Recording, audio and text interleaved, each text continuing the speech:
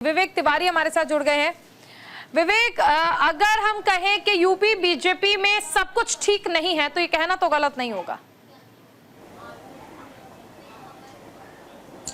जी हाँ, बिल्कुल गलत नहीं है और ये स्थिति कोई आज की स्थिति नहीं है।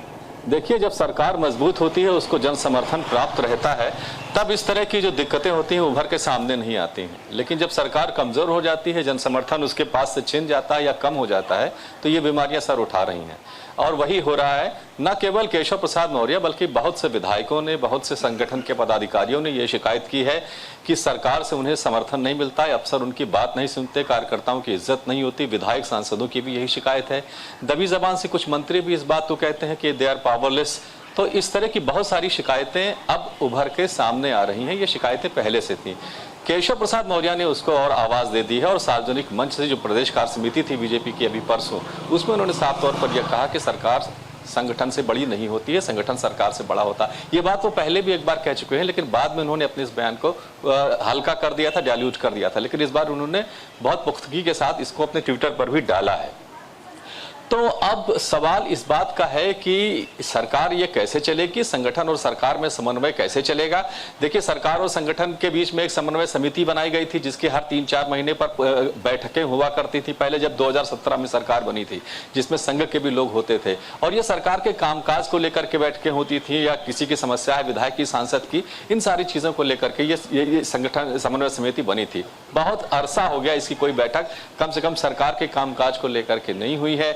और जो बैठकें कोर कमेटी की होती है उसमें चुनाव को लेकर के ज्यादातर बैठती होती, प्रत्याशी कौन होगा वगैरह वगैरह। लेकिन जो कामकाज है विधायकों की, सांसदों की या कार्यकर्ताओं की जो शिकायतें हैं, उसको कोई मंच नहीं मिल पा रहा है। तो इसकी वजह से ये एक छटपटाहट भारतीय जनता पार्टी प्रदेश संगठन के अंदर है और केशव प्रसाद मौर्य ने इसको आवाज दी है। तो अब केंद्रीय नेतृत्व है बीजेपी का, वो इसमें क्या दखलंदाजी करता है, क्या इंटरवीन करता है, कैसे इसको सॉल्व करता है, ये देखना होगा। क्योंकि अगर ये समन्वय ठीक से नहीं बना और कार्यकर्ताओं में और संगठन और सरकार के बीच में बेहतर समन्वय नहीं बना, तो 2027 की राहें भाजपा के लिए बहुत मुश्किल होने जा रही हैं। विवेक, एक चीज और समझना चाहेंगे कि अभी अगर हम देखें तो अब से पहले बीजेपी वो पार्टी होती थी जो विपक्ष पर आरोप लगाती थी बिखराव का, छिटकाव का, जो ये कहते थे कि आप अपनी ही पार्टी के नेताओं को एक साथ संभाल कर नहीं रख पाते हैं और बीजेपी के अंदर अनुशासन है, अनुशासनहीनता नहीं है। लेकिन आज बीजेपी में जिस तरह से हम देख रहे हैं दो फाड़ जा रहा है, सिर्फ पार्टी के अंदर नहीं, पार्टी और संघ के बीच भी हमने देखा बयानबाजी का दौर जो रहा, ये किस ओर इशारा करता है? देखिए, संघ और पार्टी के अंदर की जो समस्या है वो केंद्रीय बीजेपी की समस्या है, वो उसका उत्तर प्रदेश में बहुत असर नहीं है। लेकिन उत्तर प्रदेश बीजेपी की जो स्थिति है उसमें संगठन और सरकार के बीच में समन्वय नहीं बन पा रहा है और ये शिकायतें खुल करके सामने आ रही हैं कि पदाधिकारियों की बातें अफसर नहीं सुनते हैं। अभी जो बीजेपी की हार की समीक्षा में भी इस तरह के बहुत सारे कारण लिखा पढ़ी में केंद्रीय नेतृत्व को भेजे गए हैं। सरकार के अफसर कार्यकर्ताओं, सांसदों, विधायकों, मंत्रियों की नहीं सुनते हैं। इसका सीधा मतलब ये है कि कहीं ना कहीं इसमें मुख्यमंत्री को टारगेट किया जा रहा है। तो अब बीजेपी में जो स्थिति बन रही है वो ये बन रही है कि कुछ लोग बीजेपी के वो मुख्यमंत्री को कहीं ना कहीं टारगेट करने की कोशिश कर रहे हैं और ये एक बड़ी खराब स्थिति बीजेपी के अंदर पैदा हो रही है। जिस तरह से सरकार को चलाया जा रहा है उसको लेकर के प्रश्न खड़े किए जा रहे हैं। समन्वय का अभाव है ये कहा जा रहा है। सरकार अफसर सुनते नहीं हैं। थाने, तहसील से लेकर के थाने तक से लेकर के सब जगह भ्रष्टाचार फैला हुआ है। इस तरह की बातें भी संगठन के पदाधिकारी सार्वजनिक मंचों से कहते नजर आ रहे हैं। ये बातें अब खुल के सामने आ रही हैं। इसका मतलब, और ये तब हो रहा है जब ये आपकी राजनीतिक स्थिति सरकार की कमजोर हुई है। तो जाहिर बात है कि अपोजिशन इसका फायदा उठाएगा और बीजेपी को बहुत जल्द इसका कोई ना कोई समाधान निकालना पड़ेगा, क्योंकि संगठन के ही आधार पर सरकारें चलती हैं और संगठन ही सरकार के कार्यक्रमों को लेकर के जनता के बीच जाता है। तो अगर ये तालमेल ठीक नहीं है और संगठन के लोग नाराज रहेंगे तो फिर सरकार के लिए भी मुश्किलें होंगी। विवेक जी, एक चीज और समझना चाहेंगे कि हमने इस बार लोकसभा चुनाव में देखा कि किस तरह से जब ये कहा जाता था कि सपा तो अब विलुप्त होती जा रही है, सपा तो सिर्फ ट्विटर तक सीमित है, सोशल मीडिया तक है, वही सपा बीजेपी से बड़ी पार्टी बनकर उभरी थी। ऐसे में विधानसभा चुनाव तक अगर सपा खुद को और मजबूत कर लेती है तो 2027 के लिए राह सिर्फ मुश्किल नहीं रह जाएंगी राह, बल्कि ये कहा जाए कि सत्ता भी खोनी पड़ सकती है अगर सामंजस्य नहीं बना तो। बिल्कुल ऐसा ही है। देखिए, केशव प्रसाद मौर्य के बारे में एक बात और मैं आपको बता दूं, जब 2017 में योगी आदित्यनाथ को मुख्यमंत्री बनाया गया था तो सबसे प्रबल दावेदार सीएमशिप के केशव प्रसाद मौर्य ही थे, क्योंकि उस वक्त तो प्रदेश अध्यक्ष थे। उसके बाद से जब योगी आदित्यनाथ को बनाया गया, एक तरह का टकराव, एक तरह का टसल, अंदर खाने ये खबरें आती रही कि केशव प्रसाद मौर्य मुख्यमंत्री को सपोर्ट नहीं करते या मुख्यमंत्री केशव प्रसाद मौर्य की एक्टिविटी से खुश नहीं है, वगैरह वगैरह। इन सारी चीजों को लेकर के बहुत सारी खबरें आती रहती थी, लेकिन अब ये खुल करके लग रहा है सामने आ गया। अभी जो सरकार जो नई केंद्र में बनी है, यानी कि चुनाव परिणाम आए, उसके बाद 2-3 मीटिंगें हुई, एक कैबिनेट की भी बैठक थी जिसमें केशव प्रसाद मौर्य नहीं गए।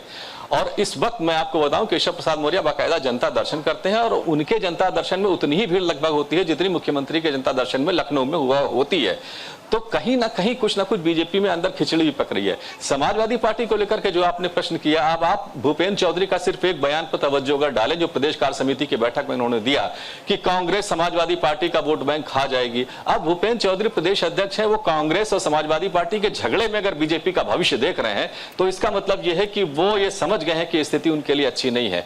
तो बीजेपी अपने एजेंडे से भटक रही है कहीं ना कहीं, वो कांग्रेस और समाजवादी पार्टी में झगड़ा कराना चाहती है। इस तरह की बहुत छोटी छोटी बातें एक कार्य समिति में उठाई गई हैं बड़े नेताओं के द्वारा, जिससे लगता है कि बीजेपी कुछ ना कुछ उसका कॉन्फिडेंस इस इलेक्शन के रिजल्ट के बाद लूज हुआ है और वो उनको ठीक करना पड़ेगा, और इसका पूरा फायदा समाजवादी पार्टी और कांग्रेस से गठबंधन को ही मिलेगा।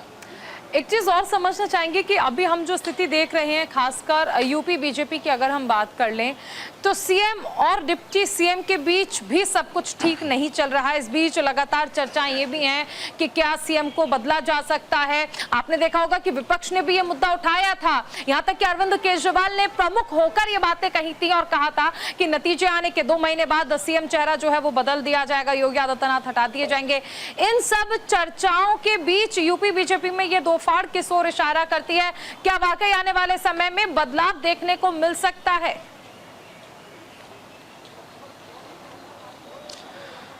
देखिए, अंदर खाने क्या बीजेपी निर्णय लेती है। मुख्यमंत्री योगी आदित्यनाथ को हटाना तो एक बहुत बड़ा फैसला होगा जिसकी गुंजाइश फिलहाल इतनी नहीं दिखती है, लेकिन यह है कि कुछ ना कुछ फेरबदल जरूर किया जाएगा, कुछ ना कुछ अंकुश लगाया जाएगा। देखिए, प्रॉब्लम भारतीय जनता पार्टी की यह है कि ओबीसी और दलित जो वोट बैंक बीजेपी के साथ था 2014 से लेकर के 22 तक, वो इस बार इस चुनाव में छिटक गया है।